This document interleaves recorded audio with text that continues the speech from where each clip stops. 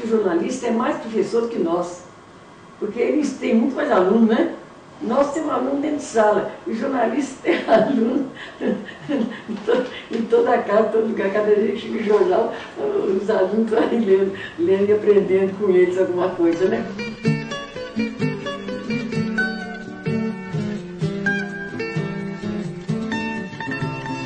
É interessante que naquele tempo não havia ainda a escola de jornalismo, né? Depois hoje opção de nome, né? De comunicação, de publicidade, né? Então, para você ser jornalista, o jornalista se confundia, em certo aspecto, com o intelectual que escrevia. Então, o intelectual que escrevia era jornalista, né? E também jornalista aqueles que ficavam na administração, né? Dirigindo o colégio, dirigindo o jornal.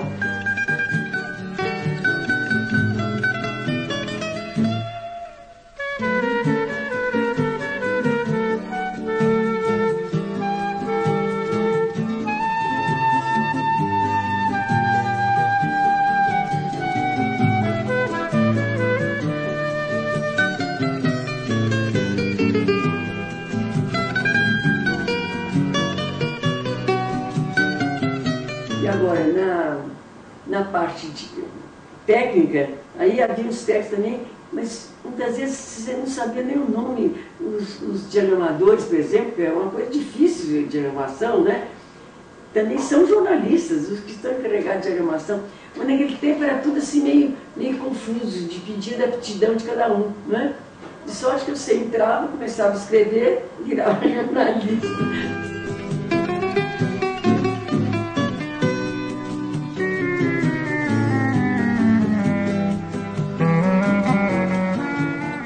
Olha, eu uma vez até fiz um estudo com meus alunos, porque a jornalista, num certo sentido, porque tem a jornalista de diversos tipos, né? E há notícias de diversos tipos também. Então a gente tem no próprio jornal, você pode ter uma coisa mais literária e uma coisa mais informativa, né? Ou desinformativa também. Mas agora, o estilo é diferente, porque o jornalista ele tem de se comunicar. A principal coisa é que ele fala e o outro receba a informação que ele deu, não é? É uma comunicação mais espontânea. Não digo tanto como se fosse uma coisa oral, mas é mais próximo do oral do que do literário. Porque desde quando você vai lendo uma notícia. Agora, quando você vai fazer jornalismo, já fazendo artigo, por exemplo, o que eles chamam hoje de editorial, né? Ou artigo de... Antigamente chamava, não sei, ninguém chama mais artigo de fundo, né? Chamava artigo de fundo, né? E depois havia, nos jornais de hoje, tem aqueles artigos também. Então, aqueles artigos já são entre o jornalismo e a literatura. Às vezes são até bem literários, mas eles têm de ser mais acessíveis. Porque quando é uma literatura muito fechada, eu penso que até por isso que os jornais até hoje não se interessaram pela poesia moderna. Você já viu algum jornal publicar poemas modernos? Já pintura, vem todo dia os retratos, fotografias sobre os pintores, né? E todos têm. Na hora que tem página de cultura, a cultura é muito mais arte do que... Acho que a nossa também é arte literária, né? Mas é muito mais artes plásticas ou arte, né? Desenho, tudo, do que literatura. Agora, a diferença... Mas uma coisa que eles têm de levar, que na hora de usar a língua, não há muita diferença, porque ela deve ser correta. Porque é isso que a gente tem encontrando. Às vezes uma notícia, eles estão fazendo uma reportagem sobre um crime. Você vai ler, de repente você leva susto, porque a regência está errada, a concordância está errada. E eu sinto isso também, porque às vezes são formados em jornalismo, mas eles não tiveram aquele curso que eu queria que eles tivessem. Porque o que eles deviam ter lá de português de jornalismo era essa gramática batida assim, regência, concordância, né? Então, concordância verbal, concordância nominal, para não errar. Tem um escritor, Horácio, né, um escritor latino, lá no Anticristo, mais ou menos, né? Então, que ele dizia que para a gente escrever bem, para ser literato, tem três coisas necessárias. Diz aveia. Não sei se no seu tempo já falavam em veia, tem veia para isso, tem veia para aquilo, não sei. A gente fala, tem veia poética, né? Depois apareceu um pouco, fala inspiração, né? Então, a veia ou inspiração. A cultura é, sobretudo, o domínio da língua materna. Porque você tem, se você não sabe, talvez você não poesia também, de vez em quando vem uma concordância, às vezes você fica assustado, porque às vezes ele pode pôr como Camões, punha o verbo lá e o sujeito aqui. Você pode fazer também umas trocas de colocação, mas é preciso que haja esse problema de gramatical todo, seja cuidado, né? Porque a gramática, a gente pensa que ele fala uma gramática, a gramática foi feita por homens que procuraram a forma mais perfeita, mais bonita, mais correta, mais sonora e deram as normas. Então nós vamos seguir as normas que já foram achadas. São as normazinhas que deviam ser vigiadas, porque a sonoridade da língua também é muito importante, muito mais importante até na poesia do que na prosa, né? Mesmo no jornalismo, que a gente escreve em prosa, né? Mas há jornalistas que escrevem também um pouco confusos, né? Também a obrigação é escrever claro, porque ele tem de ser entendido por muita gente.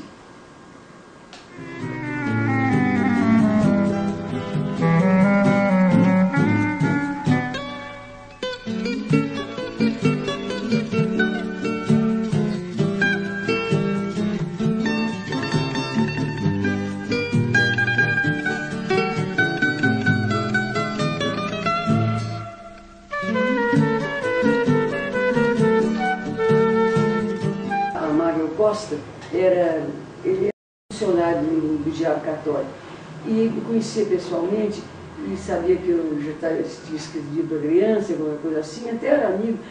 Então eu trouxe um convite do diretor para eu fazer uma página infantil do jornal.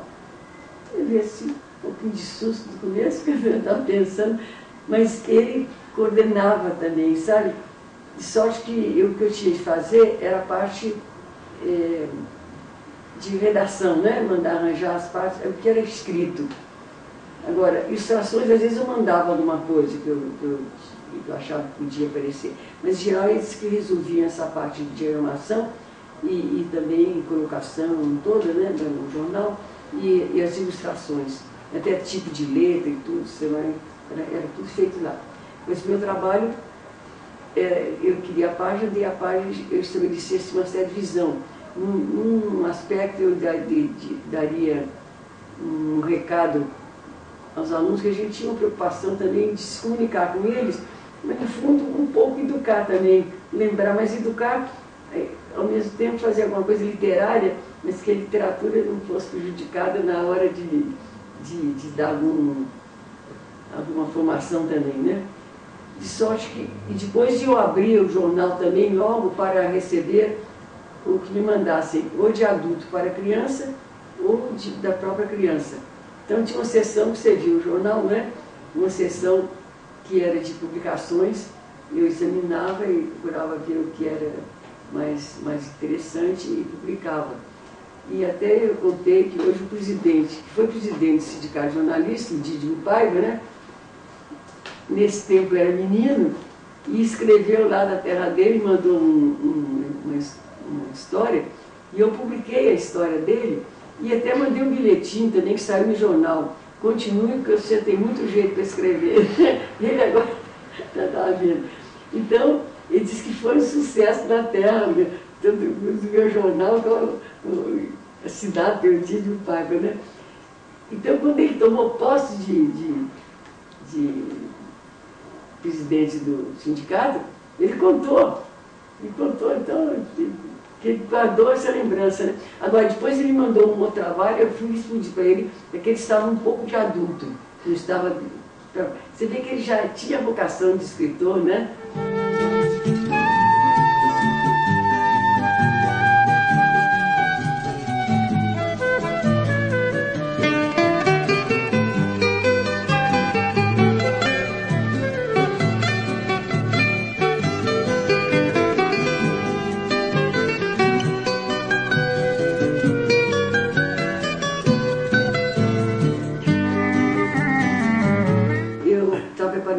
cursos que eu ia fazer de pós, né?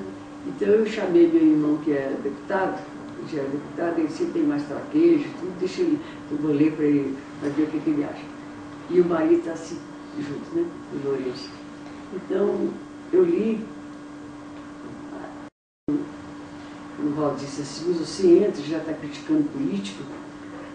E o Lourenço falou assim, mulher pode. Agora, esse mulher pode ter opção de sentido, né? Mas eu sabe o que? Eu citava uma frase do Romain Rolland, que era assim, o povo prefere mentiras robustas a verdades anêmicas. E o que os políticos fazem? Então vamos satisfazer o povo, mentiras robustas, né? Não, o que alguns políticos, eu não falei uns políticos, o que alguns políticos fazem? Mentiras robustas, né? Porque é caso você vai falar assim, eu vou fazer uma escola quando eu for vereador, você fala, vou fazer 100, né? O povo fica mais satisfeito. Agora se faz uma, se faz 100, aí já é outro problema, né? Então, e agora também, uma coisa que me contaram, que eles, quando viram que eu ia assumir, e agora não pode falar nome de feio, porque às vezes na hora que eles brigavam lá, um falava com o outro, saía algum palavrão, né? E hoje mudou muito, hoje tem umas mulheres que falam, naquele tempo, nem ouvir podia, né? Mas realmente, não foi muito tempo que eu estive, mas um dia eu vi que houve uma discussão, eu pensei, hoje eu acho que eu vou ouvir palavrão, mas insistiram, porque não falaram, não. Realmente, e comigo era muito assim, quando eu cheguei já houve 6 discursos, cada partido tem um representante para me receber, saudar com muita atenção, sabe? Depois também, durante o trabalho, muita consideração, vamos comemorar o Joaquim Nabuco. Então a professora que vai fazer o discurso, o Joaquim Nabuco é a professora, então, tinha assim eles tinham uma atenção muito grande, sabe?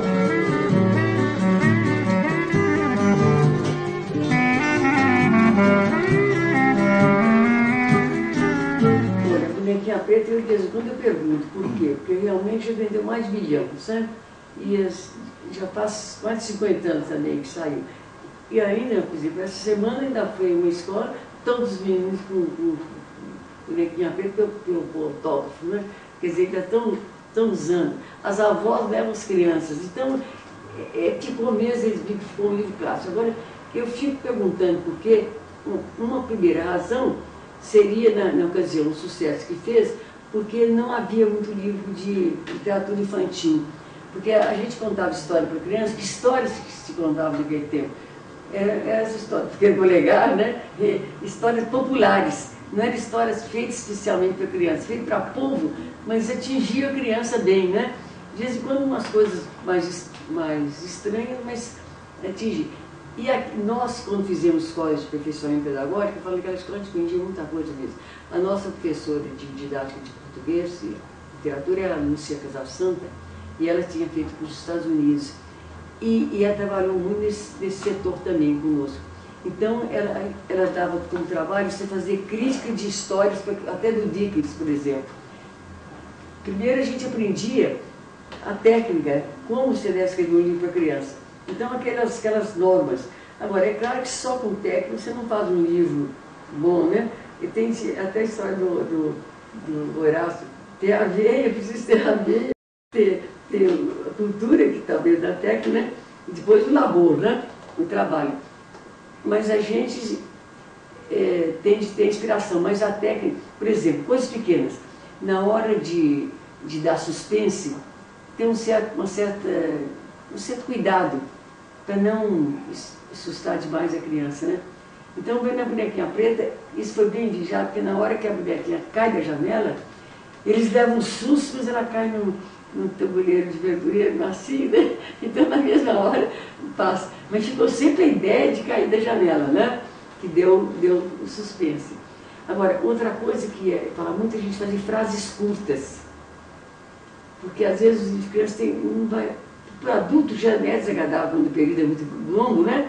Você tem que procurar um verbo lá em cima, o sujeito cá embaixo. Então, frases curtas e que tem assim, uma certa melodia. Mariazinha tem um bonequinho. Mariazinha preta do carvão. Então, há uma qualquer sonoridade em cada frase, não fazer uma frase longa demais que perca, e também às vezes o jogo do som de adjetivos ou substantivos que você usa desagrada. Então, procurar fazer essa parte toda técnica, sabe? E repetição, por exemplo, a criança gosta que se repita, então vem, mas a repetição já introduzindo alguma coisa mais nova. Como ela já aprendeu a ler a primeira, ela já tem facilidade de ver que aquilo está voltando, né? A opção de coisas que a gente usava e que a gente procurou pôr, ou usar na hora da prática, a gente põe em função, né?